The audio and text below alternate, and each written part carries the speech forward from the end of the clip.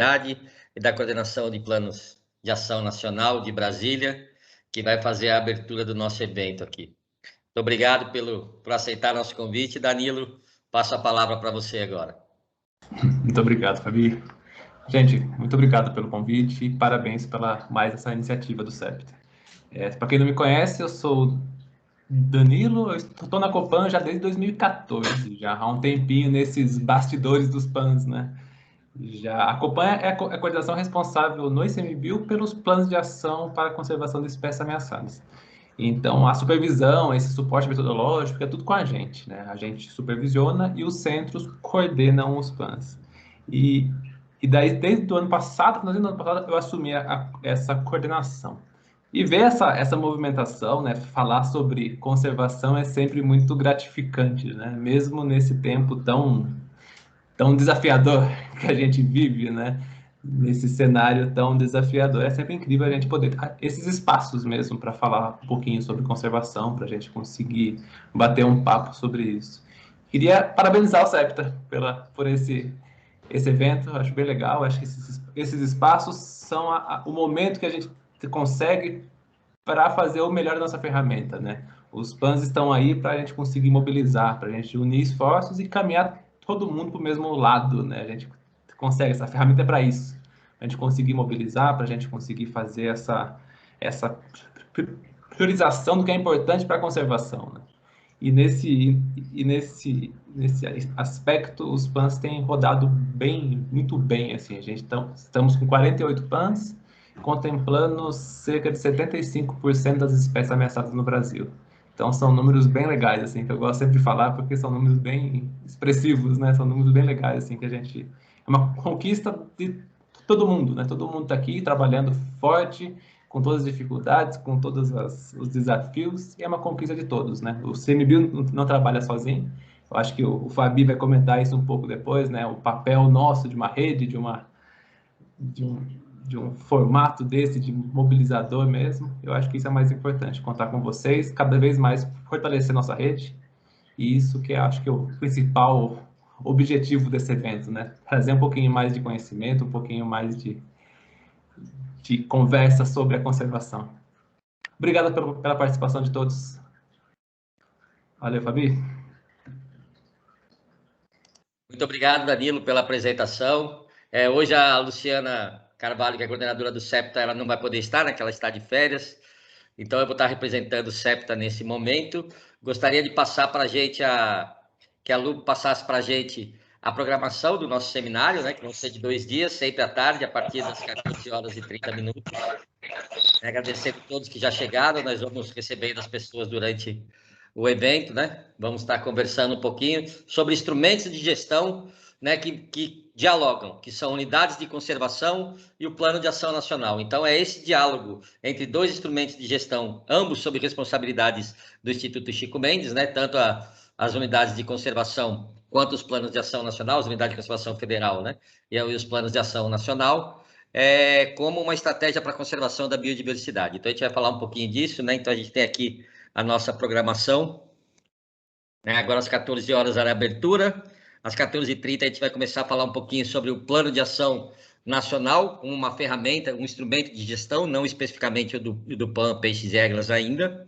Depois, a gente vai ter uma apresentação do Dr. Ricardo sobre os peixes que estão no Plano de Ação Nacional. Depois, uma apresentação do Dr. Sérgio falando sobre as regras e um debate com as unidades de conservação para a gente começar a iniciar o diálogo entre Plano de Ação Nacional e unidades de conservação. Essa é a programação de hoje.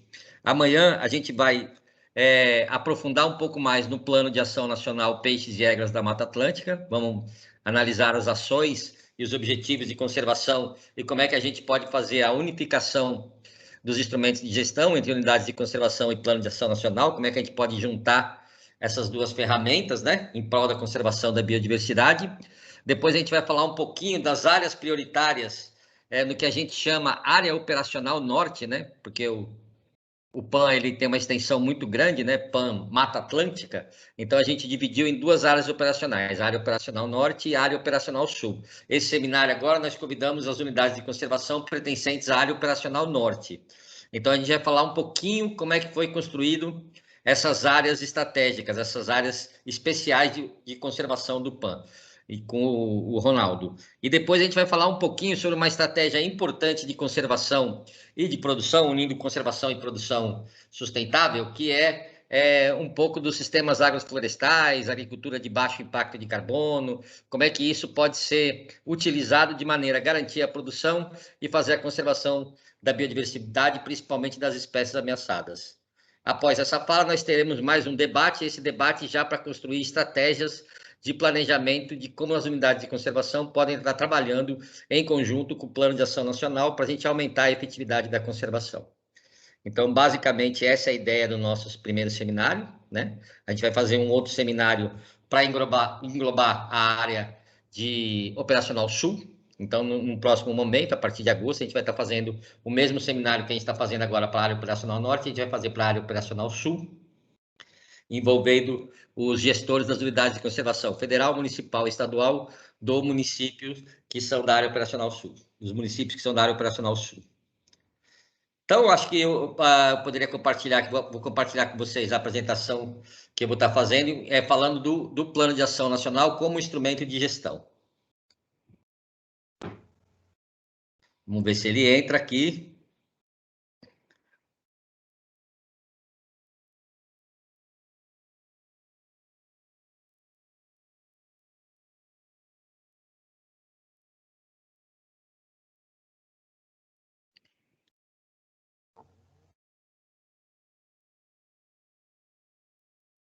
Estão conseguindo ver a apresentação inteira?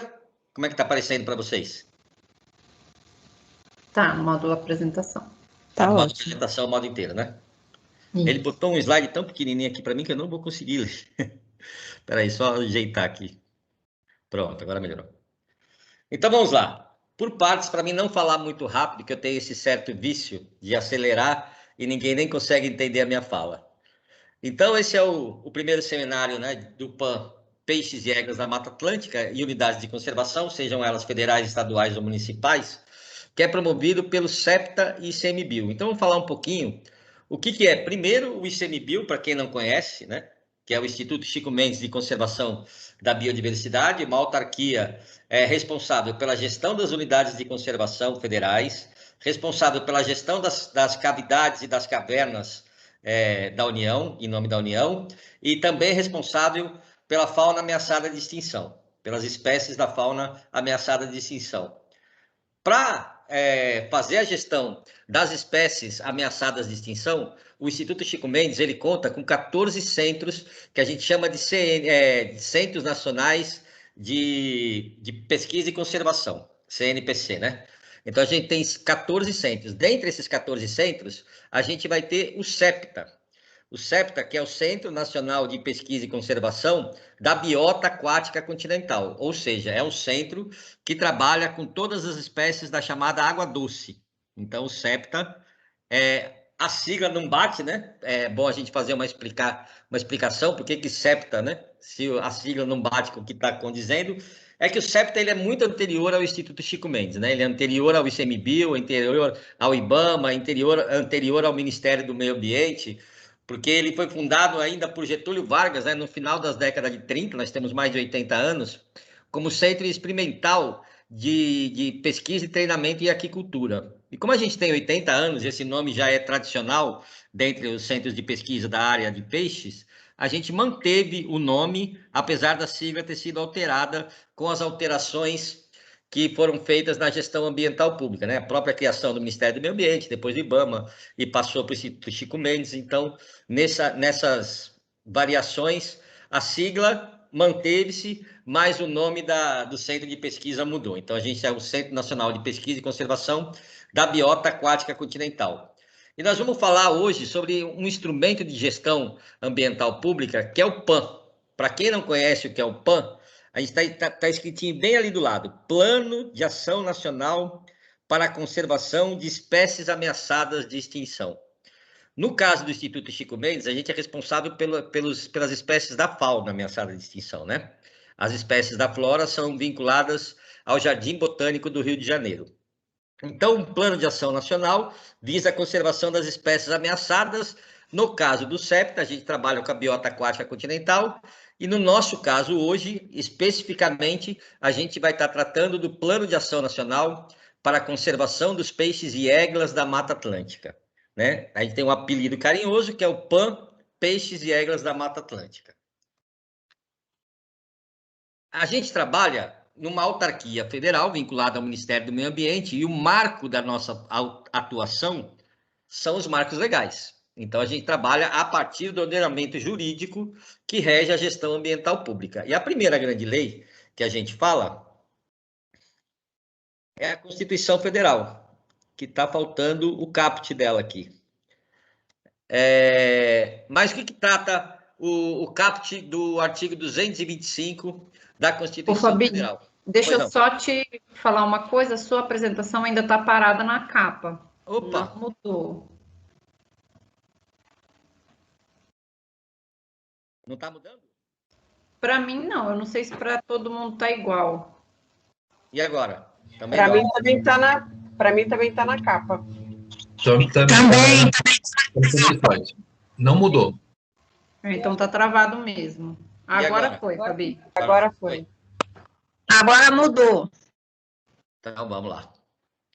Então, vamos lá. Inclusive apareceu, pensei que tinha pulado ela, né? O caput do artigo 225 da Constituição Federal, que é a parte da Constituição Federal que cuida do meio ambiente, né? A gente tem um capítulo que trata do meio ambiente, e esse capítulo tem um único artigo, que é esse aqui, né? Todos têm direito ao meio ambiente ecologicamente equilibrado, bem de uso comum do povo e essencial à sadia qualidade de vida, impondo-se ao poder público e à coletividade o dever de defendê-lo e preservá-lo para as presentes e futuras gerações. Aqui, a gente tem um texto conciso, mas ele diz muita coisa. Eu gosto muito de começar com ele, porque ele nomeia um direito de todo cidadão brasileiro, que é ter um meio ambiente ecologicamente equilibrado. E depois, mais do que isso, ele nomeia a propriedade de quem é o meio ambiente. A Constituição define que o meio ambiente é um bem de uso comum do povo. Então, ele não é privatizado e ele não é estatal. Ele é um bem de uso comum, de todos. De todos. Se ele é de todos, alguém tem que fazer a gestão. Então, a gestão ambiental, a gente vai ver um pouquinho mais para baixo, que ela tem que ser pública. Essencial a sadia qualidade de vida. Então, quando a gente está falando em defesa ambiental, em proteção ambiental, em conservação ambiental, a gente faz isso porque esse bem ambiental é essencial à sadia qualidade de vida. Quando a gente fala em conservação do meio ambiente, que não leva à qualidade de vida do cidadão, não é referente aos marcos legais que regem a gestão ambiental pública. É bom a gente deixar isso bem claro. E impõe ao poder público, então aqui a gente está frisando quem tem essa competência de fazer essa gestão, ao poder público e à coletividade, o dever de defendê-lo e preservá-lo para as presentes e futuras gerações. Então, quem tem a competência de lutar pela preservação e conservação desse meio ambiente? O poder público e a coletividade. Né? Então, inclusive, ele vai botar no parágrafo 1º ali, que para assegurar a efetividade desse direito, incumbe ao poder público. Então, vamos lá. Ele fala que é do poder público e da coletividade, mas na hora de fazer as incumbências, ele garante ao poder público esse papel de fazer a gestão, com a participação popular. O Plano de Ação Nacional, ele é uma excelente ferramenta para a gente exercitar isso, aonde o Estado brasileiro, através de uma ferramenta de gestão, um Plano de Ação Nacional, ele está repassando condições para, primeiro, o cidadão exigir o seu direito ao meio ambiente ecologicamente equilibrado e, segundo, participar da defesa desse meio ambiente. Então, o PAN é uma ferramenta extremamente eficaz para garantir essas duas coisas, o direito e o dever de participar da conservação. Então, ele propicia espaços ao cidadão, a entidades, a outros órgãos públicos, a todo mundo que tiver interesse em trabalhar e também a competência de trabalhar com a gestão ambiental pública. Vê para mim se passou aqui. Alguém pegou aqui de mim aqui, ó.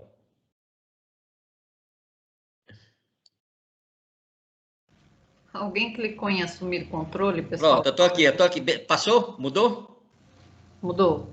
Não, está na Constituição Federal ainda, artigo 225, 1º e 2º. Isso, vamos lá. Então, ele incumbe o poder público de 7, o que a gente chama instrumentos de gestão. Então, são 7 incisos, e a gente fala que cada inciso desse artigo é um instrumento de gestão.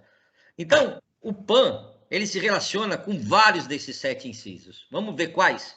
Primeiro, preservar e restaurar os processos ecológicos essenciais e prover o manejo ecológico das espécies e ecossistemas. Então, o Plano de Ação Nacional, quando trabalha com a conservação das espécies, ele trabalha também com a conservação dos ecossistemas, está diretamente relacionado ao inciso 1º.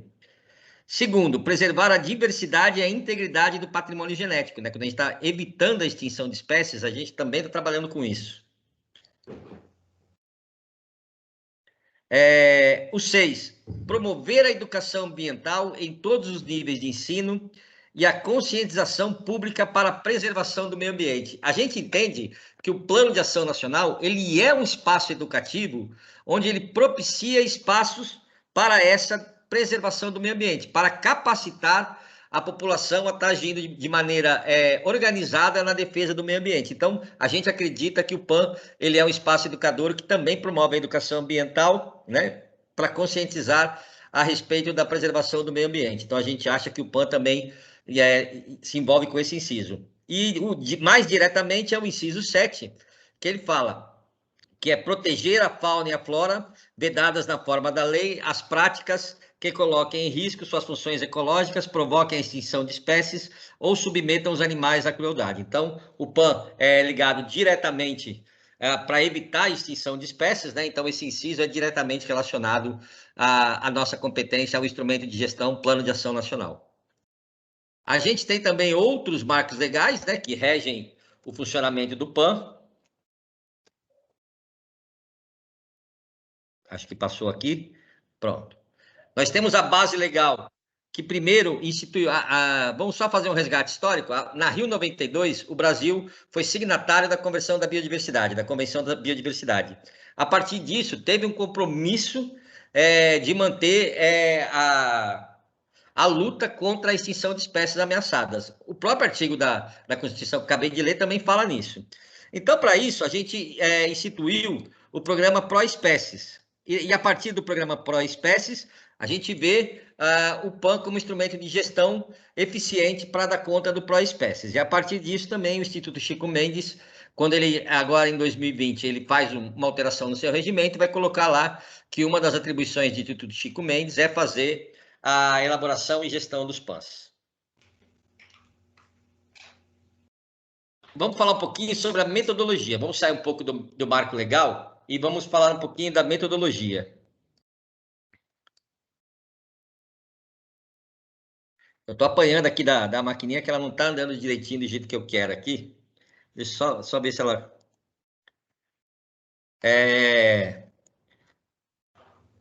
Qual slide vocês estão vendo, Josi? Eu não estou conseguindo ver aqui. Da base legal, da portaria do MMA 43 de 2014.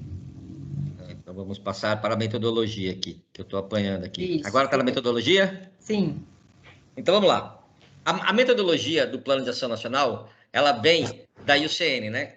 E a gente construiu o nosso método a partir da metodologia da IUCN, que trabalha com o PDCA. Eu gosto mais de falar PIMA, né? PIMA, né? Que é aquilo, você faz um planejamento, você implementa, monitora e avalia. Né? Esse é o ciclo. A partir da avaliação, você vê o que deu certo, o que deu errado, e o ciclo continua. Os ciclos do PAN, a partir da IN 21, da Instrução Normativa 21, que rege o funcionamento dos PANs, eles foram instituídos em ciclos de 5 anos. Então, a gente faz esse ciclo a cada 5 anos. A gente monitora anualmente, a gente faz 2 avaliações, uma avaliação de meio termo e uma avaliação final, e após a avaliação final, se a gente conseguiu reverter o status de espécies ameaçadas, o PAN acaba. Como isso é pouco provável que em 5 anos a gente consiga, a gente faz um novo ciclo de planejamento. Qual que é a fundamentação legal dessa metodologia do planejamento? O que a gente efetivamente vai estar planejando na metodologia? Mitigar as ameaças. Se as populações estão ameaçadas com algum grau de ameaça de extinção, é porque elas estão sofrendo ameaças a condição de existência dessas populações, da integridade dessas populações. Então, a ideia é reverter essas ameaças. Então, a gente vai ter desde interferência em políticas públicas, né? Como é que a gente pode usar as políticas públicas para reverter essas ameaças, né? Passando por sensibilização do público-alvo, passando por conhecimento científico. Então, a ideia é minimizar as ameaças.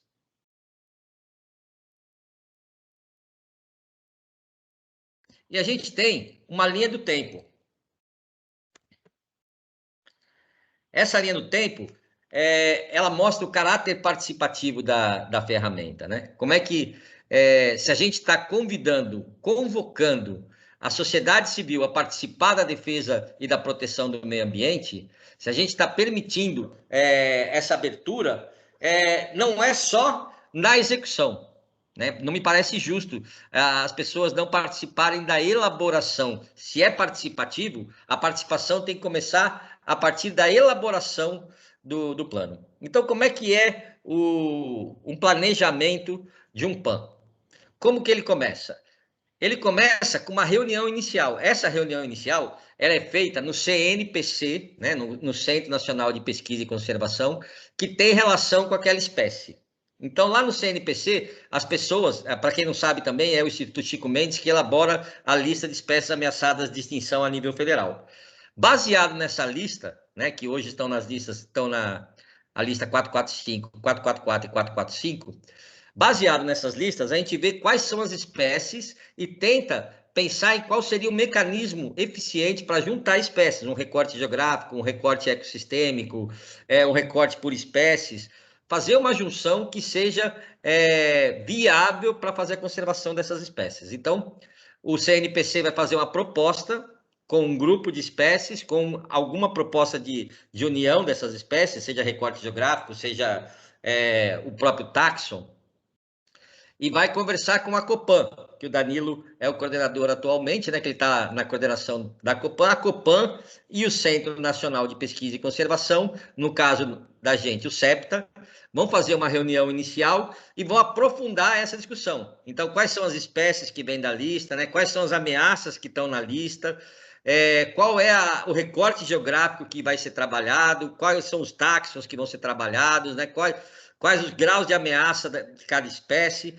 Tudo isso é feito uma primeira reunião para se tentar fazer os mapas, né, que vão embasar o recorte geográfico.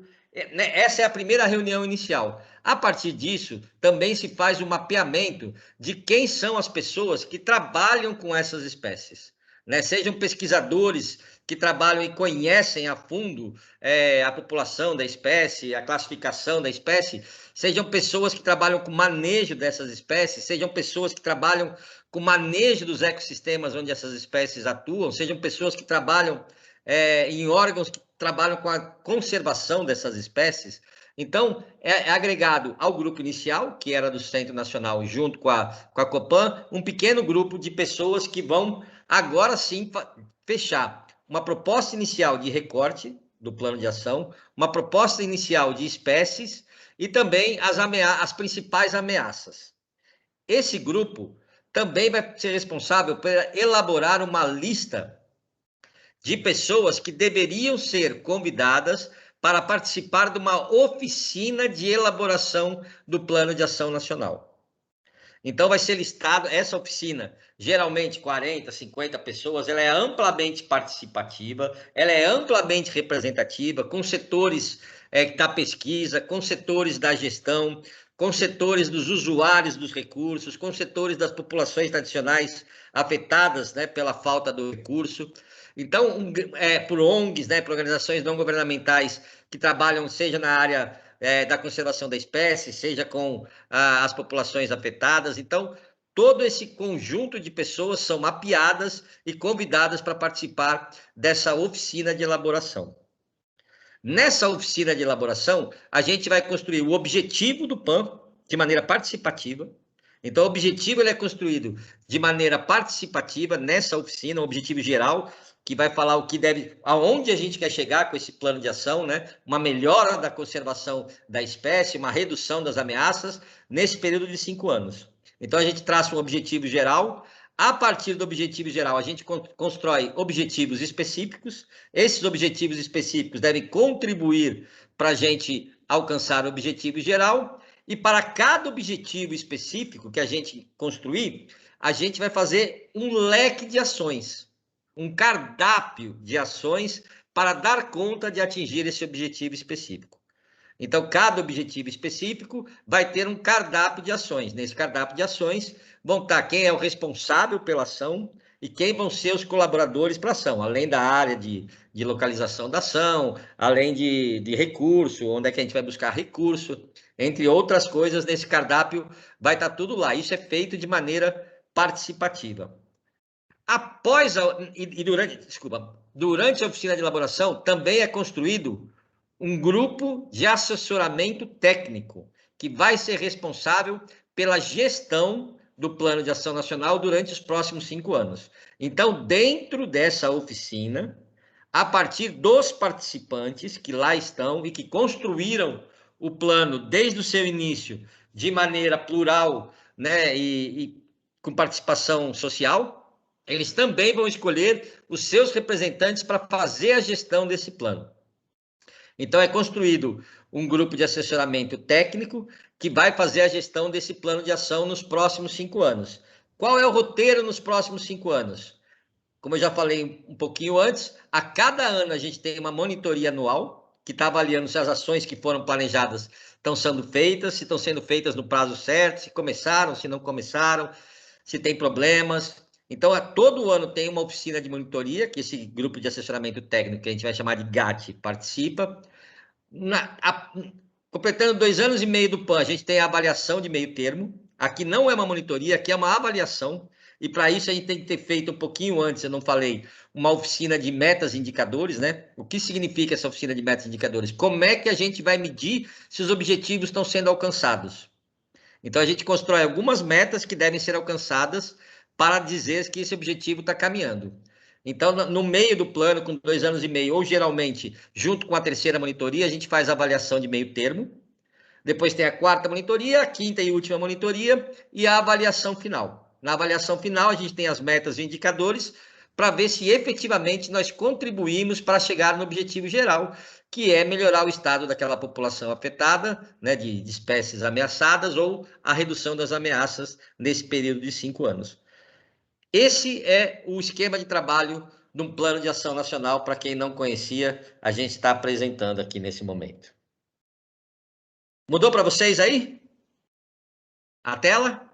Ainda está na linha do tempo, Fabi. Eita, nós. Eu estou apanhando feio aqui. Mudou agora? Aí, mudou. Então, é aquilo que eu falei, né? Tem o escopo dos PANs. Então, no escopo dos PANs, a gente faz primeiro a construção do objetivo geral, constrói-se os objetivos específicos, e a partir dos objetivos específicos, a gente faz o cardápio de ação com o responsável, o colaborador, né, o prazo de duração da atividade, onde que vai estar os recursos, esse tipo de coisa. Aqui a gente está fazendo a elaboração do plano, construído de maneira participativa em conjunto com a sociedade. Depois a gente vai ter como é que é feita a gestão do PAN. Eu acabei de falar que a gente faz o GAT, né, o Grupo de Assessoramento Técnico. Então, o GAT vai ter, o coordenador do GAT, ele é o responsável do centro de pesquisa, que criou, no nosso caso, o CEPTA, né? Então, no caso do PAN, sou eu, né, que sou o coordenador. Tem um coordenador executivo, no nosso caso é o Ricardo Castro, que é o coordenador executivo. E tem outros membros do GAT que foram escolhidos. Esses membros do GAT, então, eles têm o papel de conversar com as pessoas que são responsáveis pelas ações, né? Então, tem outros atores que são responsáveis por ação e que não estão no GAT, e também com os colaboradores. Essa é a nossa cadeia de comunicação dentro de um GAT. O GAT vai ter sempre o centro de apoio, que vai fazer as revisões das ações que são feitas, e também a Copan, que vai ser em Brasília, onde vai estar fazendo a revisão e dando apoio. Então, tem todo esse núcleo de apoio para a gestão de um PAN.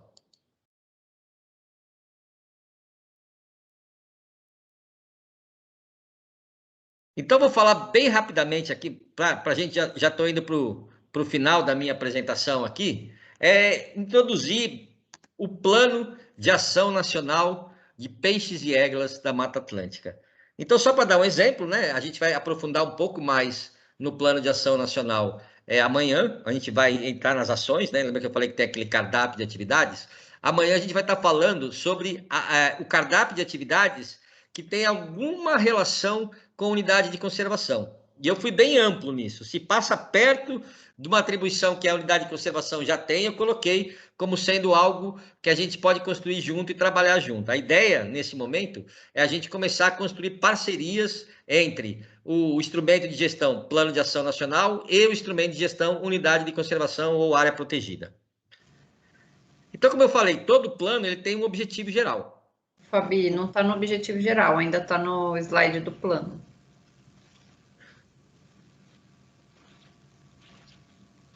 Mas ele fala, mas no plano ele fala sobre o objetivo geral, né? Deixa eu ver aqui. Agora está naquele esqueminha da gestão do PAN. Então, o Plano de Ação Nacional para a Conservação dos Peixes e Éguas da Mata Atlântica, ameaçadas de extinção, tem o objetivo de melhorar o estado de conservação e popularizar peixes e éguas, rios e riachos da Mata Atlântica em 5 anos. Então, esse é o nosso objetivo geral. Melhorar o estado de conservação dos peixes e éguas e popularizar peixes e éguas, rios e riachos de Mata Atlântica em 5 anos.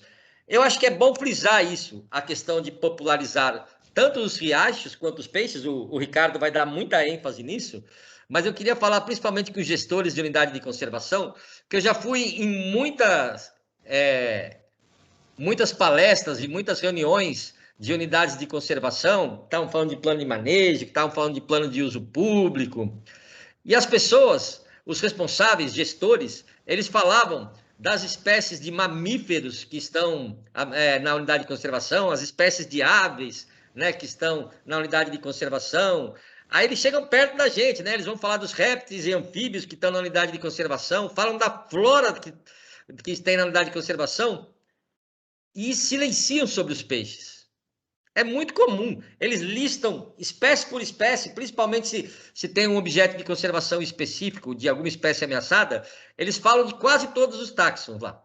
Mas eles não falam de peixe. É muito raro alguém lembrar que na unidade de conservação tem peixe também, né? A não ser que não tenha rio, não tenha lago, né? Não tenha mar, né? É muito pouco provável, né, conhecendo a unidade de conservação como a gente conhece, que não tenha um ambiente aquático continental dentro de uma unidade de conservação. E é muito pouco falado sobre os peixes, né? Raramente eles lembram que tem peixes e que esses peixes que estão dentro das unidades de conservação podem ser espécies ameaçadas de extinção, que estariam duplamente protegidos, um pela unidade de conservação e outro pela lista 445 e pelos planos de ação nacional. Então, o que a gente quer tocar nesse momento é essa aproximação, a unidade de conservação e as espécies ameaçadas de peixes e de éguas que, porventura, ocorram na unidade de conservação. Na área operacional norte, a gente vai ver daqui a pouquinho também, né? Não vai ter éguas, né? Porque é um animal de clima mais frio, mais temperado, né? Então, nessa região operacional norte que a gente está fazendo o seminário hoje, não vai ter éguas, né? Mas vamos mostrar o que é uma égra aqui, que muita gente nem conhece, né? Então, a gente vai passar aqui para alguns objetivos específicos do PAN. Vamos falar agora sobre os objetivos específicos. Ah, não, aqui não está falando dos objetivos específicos, né? O PAN Peixes e Éguas de Mata Atlântica abrange e estabelece estratégias prioritárias de conservação para um total de 90 espécies ameaçadas de extinção, constantes da lista nacional, sendo 67 espécies de peixes e 23 espécies de éguas. Ó, a égua, eu até botei esse bichinho aqui, dando um spoiler da nossa próxima apresentação, né, que é esse crustáceo. E, na minha opinião, né, acho que sempre há divergências contra isso. Algumas pessoas falam que lembra caranguejo, lembra siri. Para mim, lembra uma lagosta sem cauda, né? É esse animal aqui, que é a tal da égua, que a gente vai falar daqui a pouquinho sobre ela. Para finalizar essa primeira parte de explicar o que é um PAN, e só para ilustrar, usando o PAN, peixes e éguas da Mata Atlântica, eu vou falar um pouquinho sobre os objetivos específicos. A nossa ideia, né, é melhorar o estado de conservação e popularizar. Como é que a gente atinge esse objetivo? Então, a gente tem que construir objetivos específicos que levem tanto a conservação da espécie, a melhoria das populações, quanto a popularização. Então, vamos ver se os objetivos específicos dão conta desse objetivo geral. O primeiro objetivo específico é popularização dos peixes, éguas, rios e riachos da Mata Atlântica. O que a gente está tentando fazer hoje começa nesse sentido também. Primeiro, popularizar o PAN, para depois popularizar as espécies. Segundo, mitigação dos impactos das atividades agropecuárias na área da Mata Atlântica, com ênfase na recomposição da vegetação ripária, em especial nas bacias hidrográficas onde ocorrem espécies alvos do PAN, peixes e éguas da Mata Atlântica. Objetivo 3. Prevenção da retirada da cobertura vegetal de Mata Atlântica, em especial nas bacias hidrográficas onde ocorrem as espécies alvas do PAN, peixes e éguas da Mata Atlântica. Objetivo 4. Conservação e recuperação da qualidade de habitat nas áreas urbanas e em expansão urbana nas bacias hidrográficas onde ocorrem espécies alvos do PAN, peixes e éguas da Mata Atlântica. Identificação, monitoramento e... desculpa, não passou para vocês, né? Objetivo 5. Identificação, monitoramento e redução dos impactos dos barramentos sobre espécies alvos do PAN, peixes e éguas da Mata Atlântica. E o último objetivo, adequação das áreas de lavra e disposição de rejeitos para a manutenção da qualidade dos ambientes aquáticos nas bacias hidrográficas onde ocorrem espécies alvos do PAN, peixes e éguas da Mata Atlântica.